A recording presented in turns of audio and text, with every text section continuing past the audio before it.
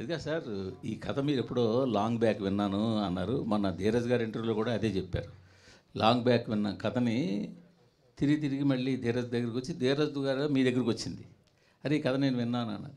అసలు మీకు అంత నచ్చిన కథ మొదట్లోనే అప్పుడే వచ్చినప్పుడు ఎందుకు దాన్ని ఎందువల్ల వెనక్కి వెళ్ళిపోయి మళ్ళీ ఈ విధంగా రావాల్సి వచ్చింది? మధ్యలో ఫస్ట్ వెబ్ ఒరిజినల్గా తీద్దామని అనుకుని మొదట్లో విన్నానండి. విన్నప్పుడు ఒక బడ్జెట్ ఏదో అనుకున్నాం.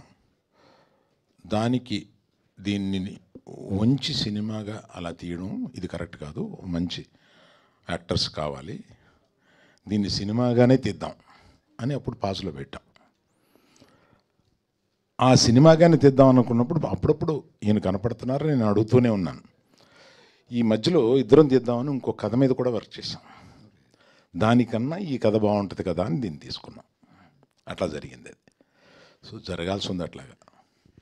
సరే, మీరు ఇప్పుడు ఈ స్టేజ్ మీద మిమ్మల్ని చూస్తుంటే ఆ మధ్యన ఓ స్టేజ్ మీద బండ్ల గణేష్ మీ గురించి మంచిగానే మాట్లాడుతున్నా కొంచెం లాస్ట్ మినిట్లో వచ్చి క్రెడిట్ తీసుకుంటారు అనేది మళ్ళీ గుర్తు వస్తుంది.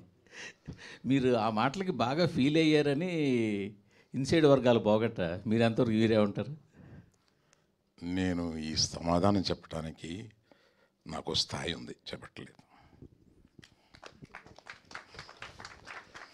అరవింద్ గారు సార్, అరవింద్ గారు సార్, ఇందాక చాలామంది సార్ వాళ్ళందరూ ఏంటంటే వాళ్ళందరూ మాకు ఏంటంటే నేబర్స్ లాంటి వాళ్ళు. రోజు పొద్దున్నే కనపడుతూ ఉంటారు, పొద్దున్న సాయంత్రం ఆఫీస్కి వెళ్ళేటప్పుడు. మీరేంటంటే గెస్ట్ ఎప్పుడో కానీ రారు, పైగా దూరం చుట్టూ అనమాట, అంతగా ముందు దొరకరు. చెప్పండి. సీట్లన్నీ వేసారు, నేను సెంటర్ సీట్ తీసుకున్నాను. సార్, అది గీతార్ట్స్ అంటే 50 years లెగసీ.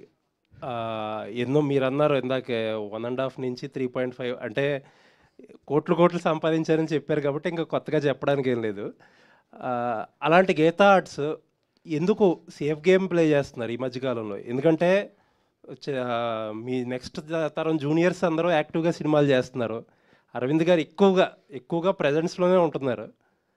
రిస్క్ తీసుకోవడం అంటే ఇప్పుడు కూడా చాలా యాక్టివ్గా ఉంటారు, బట్ రిస్క్ తీసుకోవడానికి ఇప్పటికి అరవింద్ గారు భయపడుతున్నారంటే మీరు రిస్క్ని నిర్వచించండి సార్. అది మీరు నిర్వచిస్తేనే కరెక్ట్గా ఉంటుంది. నేను ఇది రిస్క్ కింద ఫీల్ అవుతున్నాను. మీరు ఫైనాన్షియల్గానే మాట్లాడాల్సి వస్తే ఇది రిస్క్గా ఫీల్ అవుతాను.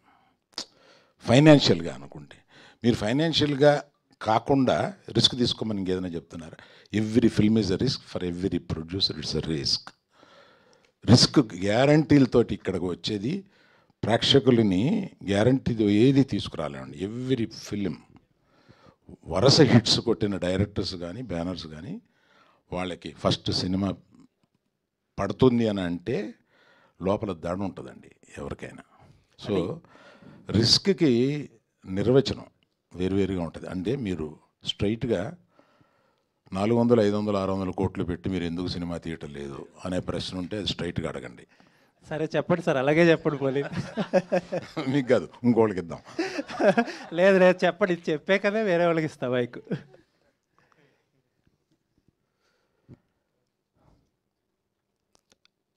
అర్జున్ తోటి చరణ్ తోటి తీయాలండి, తీసి రెమ్యునరేషన్ ఇవ్వాలి, అది ఇంటికే వస్తుంది. బయట వాళ్ళు ఇస్తే ఇది ఇంటికే వస్తుంది. నాది నేను ఇచ్చుకోవడం కన్నా బయట వాళ్ళు తీసుకుని బయట వాళ్ళు డబ్బులు కలెక్ట్ చేస్తే బాగుంటుంది అనుకుంటున్నారు. Right sir, thank you.